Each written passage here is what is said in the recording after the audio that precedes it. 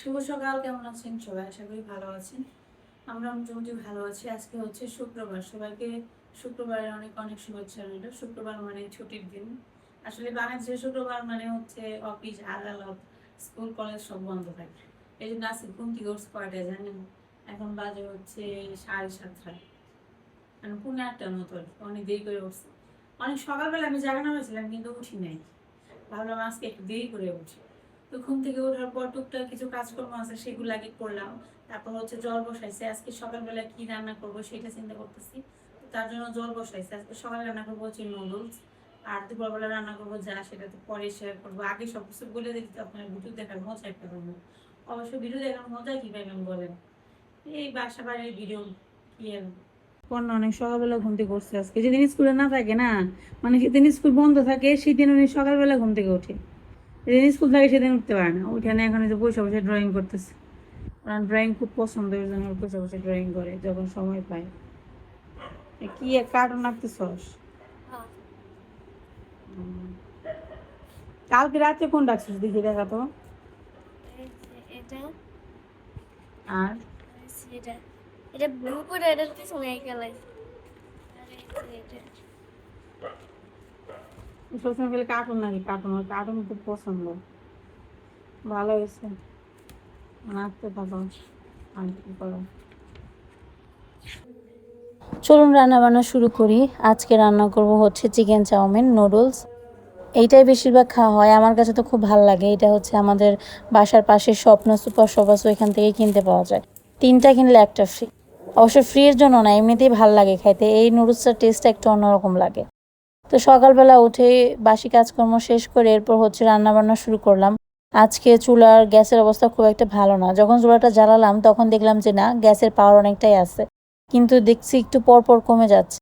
তো এদিকে নুডলসটা রান্না করার জন্য কিছু উপকরণ লাগবে, যেমন এখানে কেটে নিয়েছি পেঁয়াজ আর রসুন। পেঁয়াজ আর রসুন একটু বেশি করে আমি ব্যবহার করি, কয়েকবার এই রেসিপিটা আপনাদের সাথে শেয়ার করছি, তো আজকেও করতেছি। তো এদিকে হচ্ছে পেঁয়াজ রসুন কাটাকাটি করতেছি। গতকালকের ভিডিও বানাইনি, গতকালকে ছিল হচ্ছে বৃহস্পতিবার, বৃহস্পতিবার নিরামিষ খাইছি। কেন জানি না ভিডিও বানাইতে ইচ্ছা করলো না। মাঝে মাঝে নিজেরও বিরক্ত লাগে ভিডিও বানাইতে। আর সব থেকে বড় ব্যাপারটা কি জানেন? সব থেকে বড় ব্যাপার হচ্ছে যে ভিডিওটা বানাবো যে কি বানাবো। কারণ বাসার মধ্যে থাকা হয়, শহরের জীবন বোঝেনি তো, বাইরে গেলেও সেই বাজার ঘাট, আর বাসায় আসলে সেই 4 দেয়ালের মধ্যে বন্দি। মানে এখানে দেখানোর মতো আমার দৃষ্টিভঙ্গিতে ওইরকম তেমন কিছু নেই। গ্রামে থাকলে যেমন একটু প্রকৃতি দেখানো যায়। তারপর শহরে আবার অনেকেই আছে সুন্দর সুন্দর ভিডিও বানাইতে পারে, তাদের কন্টেন্ট আবার আলাদা থাকে। তারা দেখা যায় নানা রকমের ভিডিও করে, অনেকে ফুড নিয়ে কাজ করে, অনেকেই ব্লগই করে, অন্যভাবে করে। অবশ্য আমরা তো খুবই সাধারণ মানুষ, আমাদের আসলে ওই রকম ক্রিয়েটিভিটি কিছু নেই, আপনাদেরকে নতুনত্ব বলে কিছুই দেখানোর ক্ষমতা তো নেই।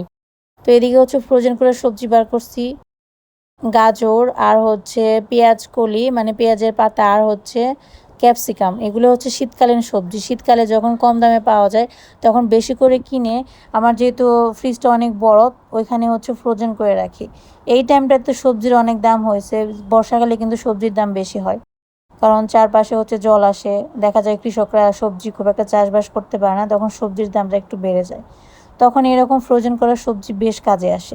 তো আজকে সেই ফ্রোজেন করা সবজি দিয়ে রান্না করতেছি। দেখেন এই যে চুলার অবস্থা দেখছেন, চুলার তাপ এইটুকুই।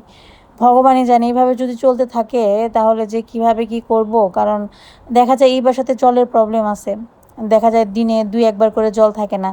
তারপর আবার এভাবে যদি গ্যাসেও প্রবলেম হয় তাহলে বলেন কি করব। এখন যদি এই কথাটা আমি বলি, আমার ভিউয়ার্সদের মধ্যে অনেকেই বলবে আপনার তো সব বাসাতেই সমস্যা হয়। আসলে কি বলেন তো, যেমন টাকা তেমন সুবিধা। ঢাকা শহরে অনেক ভালো ভালো বাসা আছে যেগুলোর ভাড়া অনেক বেশি, সেখানে আপনি থাকলেও অনেক আরামে থাকতে পারবেন। কিন্তু আমাদের মতো মধ্যবিত্ত ফ্যামিলির মানুষ তো একটু কমে থাকার চেষ্টা করে, তো কমে থাকতে গেলে একটু কষ্ট ভোগ করতে হয়। এখন জানি না, যদি এই গ্যাসের প্রবলেমটা কয়েকদিনের মধ্যে ঠিক হয়ে যায় তাহলে তো ভালো। প্রবলেমটা ঠিক না হয় তাহলে ভগবানই জানে যে কি হবে। এইভাবে যদি এরকম করে চুলার তাপটা পাই তাহলে রান্না করতে অনেকটাই সময় লাগবে। আমি জানি না আপনাদের সবার ওইখানে ওরকম হচ্ছে কি না, কারণ বাংলাদেশে শুনেছি কয়েকটা জায়গায় যে এরকম আর কি চুলায় সমস্যা হইতেছে, তাপ অনেক কম। যেমন আজকে যেটা মার কাছে শুনলাম, মার বিল্ডিংয়ে, মানে আমার ননদ যে বিল্ডিংয়ে থাকে ওইখানে আবার ওইরকম সমস্যা নাই। আসলে সব বাসা তো একরকম না, কিছুই করার নেই। এখন ভাড়া বাসায় থাকতে গেলে ভাড়া বাসাকেই আসলে জিনিসটা হচ্ছে একটু কম খরচে থাকতে গেলে একটু কষ্ট করতে হয়। তো এদিকে হচ্ছে এখন নুডলসটা বেড়ে নিচ্ছি। রান্নাটা হয়ে গেছে আমার। আজকে সকালবেলা এটা দিয়েই আর কি টিফিন করব। টিফিন মানে বলতে ওই সকালের খাবার আর কি।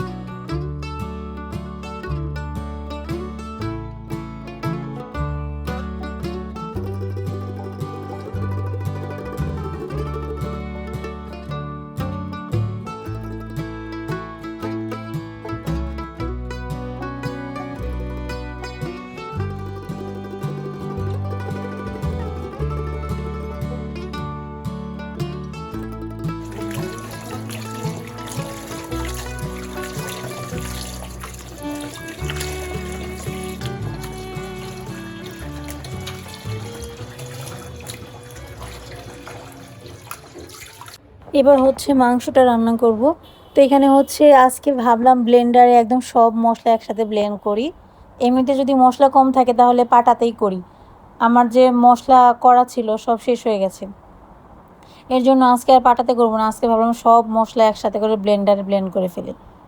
আর এদিকে হচ্ছে কি করতেছি আপনারা হয়তো বুঝতে পারছেন, এটা হচ্ছে ব্রোকলি। এগুলো হচ্ছে ফ্রোজেন করা, অনেকগুলো রাখছিলাম। তো এখন দেখলাম যে দিলে পরে নুডলসে দিলে পরে বাচ্চারা খুব একটা খেতে চায় না, ওই সব আমাদের খেতে হয়। তাই ভাবলাম যে পেঁয়াজ কলি তো রাখছি, তো ব্রোকলি আর রাখবো না। তাই ব্রোকলি আজকে পেঁয়াজ কাঁচামরিচ দিয়ে ভেজে তারপর হচ্ছে ভাত দিয়ে খেয়ে ফেলবো। এদিকে হচ্ছে মশলা দিয়ে মাংসটা ম্যারিনেট করবো। এখানে সব রকমের মশলা দিয়েছি, কী কী দিয়েছি আপনারা তো দেখেছেন। পেঁয়াজ, রসুন, আদা, জিরে, ধনিয়া, তারপর হচ্ছে শুকনো মরিচ দিয়েছি একটু বেশি করে। কাঁচামরিচ এখন ঝাল হয় না, আর কাঁচামরিচের দাম অনেক বেশি, এর জন্য এখন বেশি করে শুকনো মরিচটা খেতে হবে। যখন কাঁচামরিচের দাম বাড়বে না তখন শুকনো মরিচ বেশি করে খাবেন, আর যখন দাম কমবে তখন শুকনো মরিচ কম খেয়ে কাঁচামরিচ খাবেন। কাঁচামরিচের ঝালটা খেতে ভালো লাগে, শুকনো মরিচের ঝালটাও ভালো, তবে শুকনো মরিচ বেশি খেলে পেট ব্যথা করে। তো এদিকে হচ্ছে মাংসের তরকারিটা বসিয়ে দিলাম, একটু জিরে ফোড়ন দিলাম, তারপর হচ্ছে একটু গরম মশলা ফোড়ন দিয়েছি সাথে। এখন মেখে রাখা মাংসটা দিয়েছি, আলু একদম সাথে দিয়ে দিয়েছি। এটা হচ্ছে পোলট্রি মুরগি। আমাদের বাংলাদেশে পোলট্রি মুরগি খুবই নরম হয়, এত নরম হয় আপনি খেলে ভাববেন যে এটা কি মাংস খাচ্ছি নাকি অন্য কিছু খাচ্ছি। যেমন লেয়ার মুরগির মাংস অনেক শক্ত, খেতে অনেক টেস্ট। আমার কাছে তো লেয়ার মুরগিটা খেতে সব থেকে বেশি ভালো লাগে।